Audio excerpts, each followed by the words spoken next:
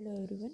इस video lecture में हम जियोटेक इंजीनियरिंग 1 का जो यूनिट 5 है उसको देखने वाले हैं, जिसमें हम टॉपिक पढ़ेंगे shear strength and soil exploration. Shear strength का डेफिनेशन हम पहले भी पढ़ चुके हैं, शेयर क्या होता है। सॉइल एक्सप्लोरेशन जो कि न्यू टॉपिक है, इसमें हम पढ़ेंगे कि सॉइल को कैसे हम एक्सप्लोर कर सकते हैं, ये सारी चीज़ें। तो टॉपिक जो इंक्लूडेड है इस वीडियो लेक्चर में soil exploration, depth of exploration, method of exploration कि किस किस मेथड का यूज़ करके हम सॉइल को एक्सप्लोर कर सकते हैं। चलिए इस वीडियो लेक्चर को आगे बढ़ाते हैं।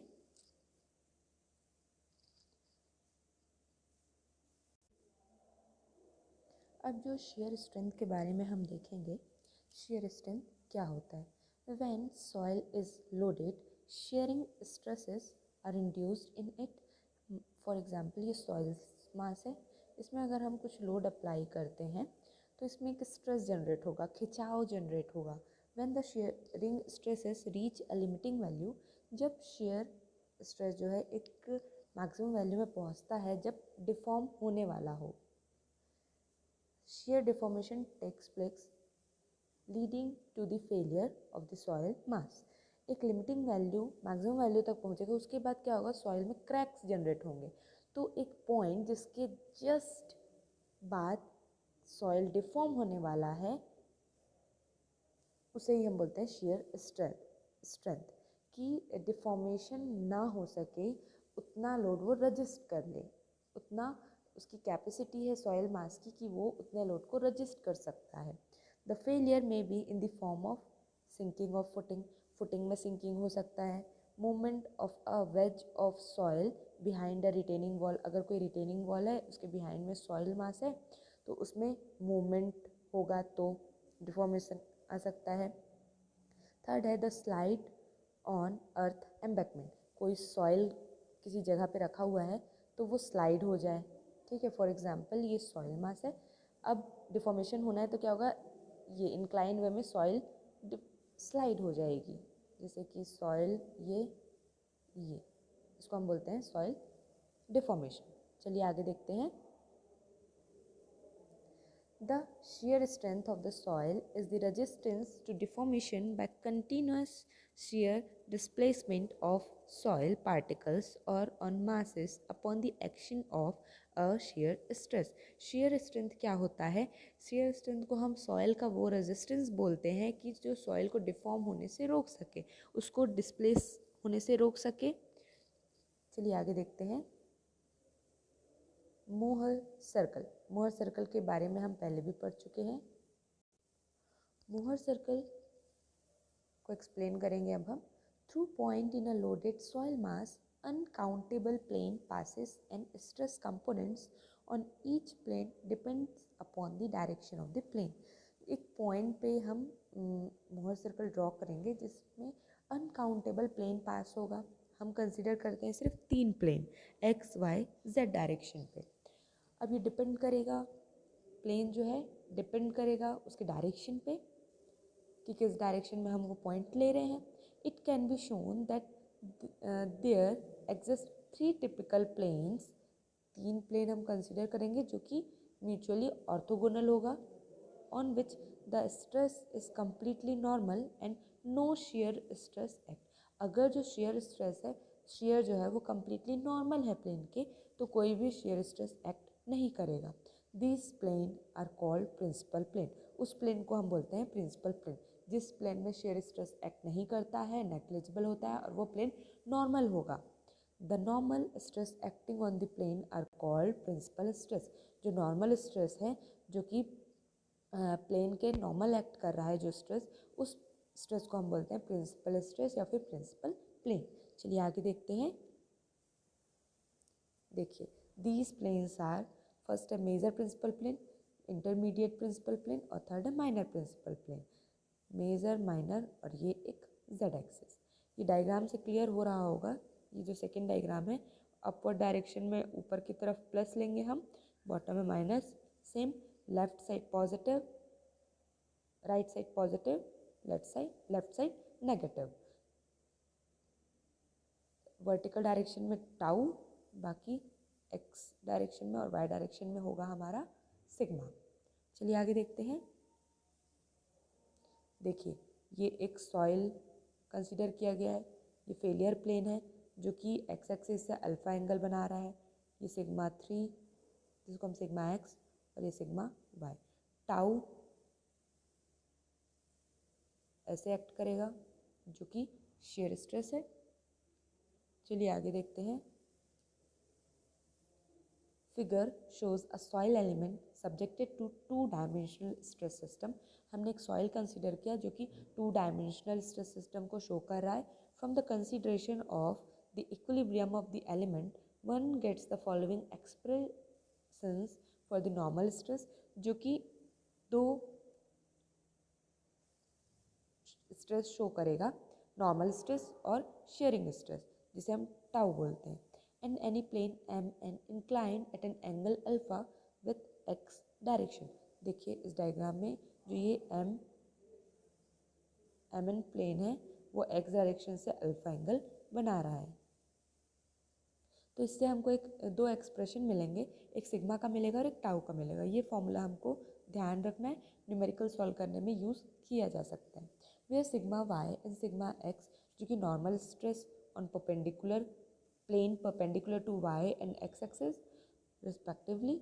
नेक्स्ट ये है हमारा मोहर सर्कल जिसमें हमको सिग्मा एक्स सिग्मा वाई और टाउ की वैल्यू पुट करनी है। जैसे हम एक्स डायरेक्शन में एक पॉइंट ओ लेते हैं, यहाँ पर हम पहले सिग्मा एक्स ड्रॉ करेंगे, फिर यहीं से हम सिग्मा वाई ड्रॉ करेंगे। अब ये जो बीच का पोर्शन है इसका सेंटर डिसाइड करेंगे और एक सर्कल ड्रॉ करेंगे। इस सेंटर से बनाते हुए सर्कल मिल जाएगा। देन हम क्या करेंगे, एंगल बनाएंगे एक्स डायरेक्शन से अल्फ़ा। तो ये जितना अल्फ़ा इधर होगा ये 2 अल्फ़ा हो जाएगा। अभी क्या करेंगे, जो ये पॉइंट है ये सर्कल को जिस पॉइंट से कट करेगी वो हमारा एफ पॉइंट होगा। हम उसको वर्टिकली डाउनवर्ड डायरेक्शन में प्रोजेक्ट करेंगे। देन इसको हम आगे एक्सटेंड करेंगे तो ये नीचे वाले सर्कल्स को कहीं पर कट करेगा। देन इसको हम ऊपर इंक्लाइन वे में ही ऊपर डायरेक्शन में एक्सटेंड करेंगे तो हमको B1 पॉइंट मिलेगा। ऐसे हमको A1 B1 और F पॉइंट मिल जाएगा। F पॉइंट जो है वो सिग्मा और टाउ को शो करेगा, नॉर्मल स्ट्रेस और शेयरिंग स्ट्रेस। अब हम क्या करेंगे, O से F को ज्वाइन कर देंगे। ये जो B1 और B है वो टाउ एक्स वाई है, F वाला पॉइंट जो है वो टाउ है और ये जो OE है वो सिग्मा है। यहाँ से डायग्राम क्लियर हो गया होगा। हमको इसमें जब हम एक्सप्लेन करेंगे मोहर सर्कल को तो हमको प्रॉपर डायमेंशन के साथ डायग्राम नहीं बनाना है, ऐसे ही ड्रॉ कर लेना है, सिर्फ अल्फ़ा सिग्मा टाउ को शो करने के लिए। चलिए आगे देखते हैं। The coordinate of the point of the circle represent the normal and shearing stress on inclined plane at a given point. हम जो मोहर सर्कल में हम 2 चीज़ शो करते हैं, सिग्मा और टाउ, जो कि एक इंक्लाइन प्लेन जिसे हम फेलियर प्लेन बोलते हैं उससे हमको मिलता है। The circle is known as Mohr circle of stress. तो इसके थ्रू जो सर्कल ड्रॉ होता है उस सर्कल को हम बोलते हैं मोहर सर्कल ऑफ स्ट्रेस। चलिए आगे देखते हैं। Procedure to draw Mohr circle. Mohr circle draw करने के लिए procedure, to draw the Mohr circle the normal stress sigma x and sigma y are marked on abscissa at a point A and B and a circle is drawn with point O. Point O के साथ हम sigma x और sigma y को point out कर लेंगे जिससे हमको point A और B मिलेगा। फिर हमको रेडियस OA1 लेकर सर्कल ड्रॉ करना है। अब देखते हैं रेडियस OA1 क्या है।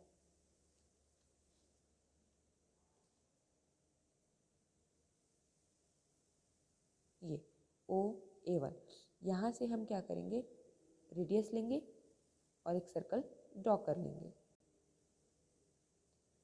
Where A1 and B1 of the perpendicular drawn from point A and B on the x axis। अब जो A1 और B1 हमको कहाँ से मिला है, हमने A और B पॉइंट को अपवर्ड और डाउनवर्ड डायरेक्शन में वर्टिकली एक्सटेंड किया। Second point, project a perpendicular from point B as well as back project the point A so that both line intersect at a point P। जब हम A को extend करेंगे और B को extend करेंगे upward और downward side में तो तो हमको एक इंटरसेक्शन पॉइंट मिलेगा जिसे हम बोलेंगे P. The from point P draw a line passing through the origin so that it cuts the circle eight point F. अब उस पॉइंट को हम सर्कल से टच करेंगे तो हमको F पॉइंट मिलेगा जिसे हम बोलते हैं फेलियर प्लेन. F जो कि पॉइंट शो करता है सिग्मा और टाउ को. This plane PF represent failure plane. Diagram में देखते हैं. देखिए ये B को हमने नीचे प्रोजेक्ट किया तो सर्कल के इस पॉइंट में पहुंचा. इसको हम ओरिजिन से पास करते हुए लेके जाएंगे जो कि एंगल अल्फ़ा होता है. ये टोटल हो जाएगा 2 अल्फ़ा. ये टाउ XY होता है. तो ये मिलता है हमको पॉइंट F. और ये प्लेन मिला जो PF होता है उसे हम बोलते हैं फेलियर प्लेन. फोर्थ है. नेक्स्ट देखते हैं fifth point. The coordinate of this point F जिसे हम सिग्मा टाउ रिप्रेजेंट करता है represent stress condition on a plane which makes as angle of alpha with x direction. ये जो x डायरेक्शन में एंगल बनता है उसे हम बोलते हैं alpha. Let us now take the case of soil element whose sides are principal plane, that is considered the state of stress where any normal stresses are acting on the force of the element. अब इस soil element में हमको principal plane भी पता चल गया, normal stress कहाँ act कर रहा है, force कहाँ act कर रहा है, ये सारी चीज़ हम मोहर सर्कल के थ्रू known कर सकते हैं. चलिए आगे देखते हैं. ये देखिए ये अल्फ़ा है, ये 2 अल्फ़ा है, ये O पॉइंट है, ये B पॉइंट है. ये सिग्मा X है और ये सिग्मा Y है. अब हम क्या करेंगे, रेडियस ले लेंगे, इस पॉइंट्स के बीच का सर्कल ड्रॉ कर लेंगे सेम जैसे मोहर सर्कल ड्रॉ किए. अब यहाँ पे हम हाफ सर्कल ही बनाएंगे. ये हमारा फेलियर प्लेन होगा, ये वाला OF. चलिए आगे देखते हैं. मोहर कुलाम failure theory. Of the many theories of failure that have been proposed, only that formulated by Mohr 1900 has been useful in case of soils. बहुत सारे थ्योरी बनाए गए सॉइल के ऊपर जो कि फेल भी हुए. The following are essential point of Mohr's strength theory. अब हम देखते हैं मोहर स्ट्रेंथ थ्योरी. ये क्या होता है, पहले इसका assumption है. फर्स्ट है material fails essentially by shear. हम इसमें कंसीडर करते हैं कि जो भी सॉइल है वो फेल होगी शेयर के कारण. The critical shear stress causing failure depend upon the properties of the material as well as normal stress on the failure plane. अब ये जो फेलियर जो है वो डिपेंड करता है सॉइल की प्रॉपर्टी पे, मटेरियल की प्रॉपर्टी पे, एज वेल एज उसके नॉर्मल स्ट्रेस पे कि उसमें कितना नॉर्मल स्ट्रेस एक्ट हो रहा है जिसे हम सिग्मा बोलते हैं, सिग्मा X और sigma Y. Second, the ultimate strength of the material is determined by the stresses on the potential failure plane or plane of shear. The ultimate strength जो है मटेरियल का वो हम डिटरमाइन करते हैं फेलियर प्लेन के through, या उस प्लेन को हम बोलते हैं प्लेन ऑफ shear. जैसे कि अभी हमने मोहर सर्कल ड्रॉ किया जिसमें हमको पॉइंट F मिला था, जहाँ पर हमको मिला सिग्मा और टाउ, उसी को हम बोलते हैं फेलियर प्लेन. और वहीं से हमको पता चलता है सिग्मा और टाउ की वैल्यू. चलिए आगे देखते हैं. थर्ड है when the material is subjected to 3 dimensional principal stresses sigma 1, sigma 2, sigma 3, the intermediate principal stress does not have any influence on the strength of the material. जो sigma 3 है, मतलब जो इंटरमीडिएट प्रिंसिपल स्ट्रेस है वो negligible होता है, वो बिल्कुल भी मैटर नहीं करेगा मटेरियल के स्ट्रेंथ पे. In other words the failure criterion is independent of the intermediate principal stress. वो पूरा इंडिपेंडेंट होता है इंटरमीडिएट जो स्ट्रेस है वो डिपेंड नहीं करता है फेलियर प्लेन पे, ये फेलियर प्लेन उस पर डिपेंड नहीं करता है. The theory was first expressed by Coulomb 1776 and later generalized by Mohr. 1776 में कुलाम ने सॉइल पे थ्योरी दी थी, उसको जनरलाइज किया मोहर ने और ये थ्योरी दिया. The theory can be expressed algebraically by the equation. जिन्होंने मोहर ने इस थ्योरी को एल्जेब्रिकली इक्वेशन के फॉर्म में एक्सप्लेन किया है. चलिए देखते हैं आगे. Tau F is equals to S is equals to F sigma function of normal stress. एक इक्वेशन दिया है जिसे हम बोलते हैं tau is equals to C plus sigma tan phi. ये इक्वेशन हमको डायरेक्टली याद रखना है, जहाँ पर टाउ होता है shear stress, C cohesion, soil के कोहेजन का क्या वैल्यू है, sigma normal stress, phi internal friction angle और एंगल ऑफ रिपोज। चलिए आगे देखते हैं। Angle of internal friction phi जो है वो डिपेंड करता है, अगर फाई की वैल्यू ज़्यादा है तो सरफेस जो है वो रफ है, हार्श है, तो कोहेजन की वैल्यू 0 होगी और फाई की वैल्यू मैक्सिमम होगी। अगर फाई की वैल्यू कम है तो सॉइल जो है वो सॉफ्ट है, कोहेजन की वैल्यू मैक्सिमम होगी, लेकिन फाई की वैल्यू 0 हो जाएगी। मतलब सॉइल क्या है, क्ले है। फाई अगर 0 है तो सॉइल कोहेसिव है, सी की वैल्यू भी कुछ होगी, फाई की वैल्यू भी कुछ होगी, इसको हम सी फाई सॉइल बोल सकते हैं, क्योंकि सॉइल में सी की वैल्यू भी कुछ होगी और फाई की वैल्यू भी कुछ होगी। इस टाइप की सॉइल को हम बोलते हैं सी फाई सॉइल। चलिए आगे देखते हैं। सॉरी, फाई की वैल्यू अगर 0 है तो हम मानते हैं सॉइल कोहेसिव है, लेकिन अगर सी की वैल्यू भी है और फाई की वैल्यू भी है तो उसे हम बोलते हैं सी फाई सॉइल। चलिए आगे देखते हैं। देखिए ये डायग्राम है कुलाम के अकॉर्डिंग ये ग्राफ और मोहर के अकॉर्डिंग ये ग्राफ। कुलाम के अकॉर्डिंग जो ग्राफ है उसमें ये फेलियर प्लेन है, फेलियर प्लेन शो करता है सिग्मा और टाउ को, ये सी की वैल्यू है, और ये जो है एस इज इक्वल्स टू मतलब tau is equals to C plus sigma tan phi. अब यहाँ पर S is equals to F function of normal stress, ये सिग्मा होता है एज यूजल, ये सिग्मा वन, ये सिग्मा थ्री। चलिए आगे देखते हैं। Where the empirical constant c and phi represent respectively the intercept on the shear axis and the slope of the straight line of equation 1। अब ये जो empirical constant c और phi है, c और phi जो कि एंगल ऑफ रिपोज है, ये कोहेजन है, वो वैल्यू जो सॉइल पर डिपेंड करेगा। Next, these parameters are usually termed as cohesion and angle of internal friction or shearing resistance respectively. Figure B shows the Mohr envelope, which is the graphical representation of relationship between shear strength and normal stress could be adequately represented by the straight line। इसमें हमने जो Mohr circle ने जो show किया है, ये जिसमें हमने सिग्मा और टाउ को एक्सप्लेन किया है, ये जो ग्राफ है वो रिलेशन बताता है सिग्मा और टाउ के बीच में। इसमें हल्का सा कर्व फॉर्म दिया गया, लेकिन हम इसको कैलकुलेशन पर्पस के लिए स्ट्रेट लाइन ही एज्यूम करते हैं। चलिए आगे देखते हैं। Mohr's theory also recognized that the shear strength depends on the normal stress but indicates that the relation is not linear। मोहर थ्योरी के अकॉर्डिंग जो शेयर स्ट्रेंथ है वो डिपेंड करता है नॉर्मल स्ट्रेस पे, बट इंडिकेट करता है कि रिलेशन जो वो लीनियर नहीं है, जैसे कि हमने डायग्राम में देखा।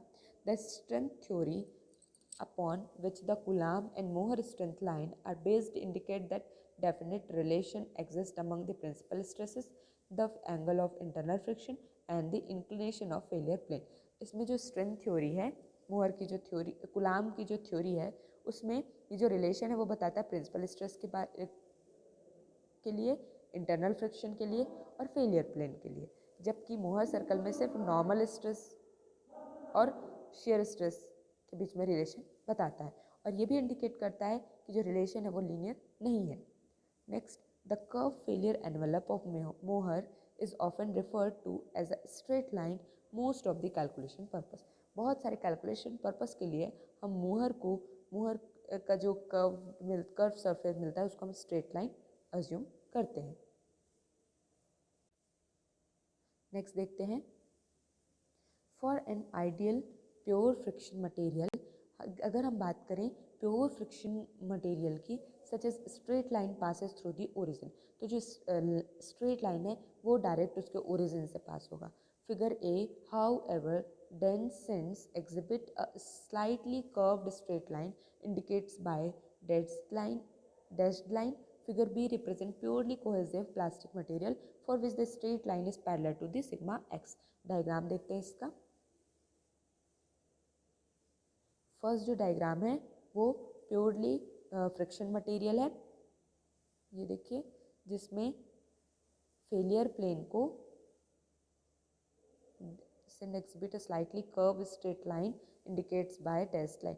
फेलियर प्लेन इसमें डैश लाइन से शो किया गया है और यहाँ पर स्ट्रेट लाइन जो कि पैरेलल है नॉर्मल स्ट्रेस के, और सी जो है वो कोहेजन है। अब इसके आगे के जो टॉपिक्स हैं वो हम नेक्स्ट वीडियो लेक्चर में देखते हैं। तो चलिए अब मिलते हैं नेक्स्ट वीडियो लेक्चर में।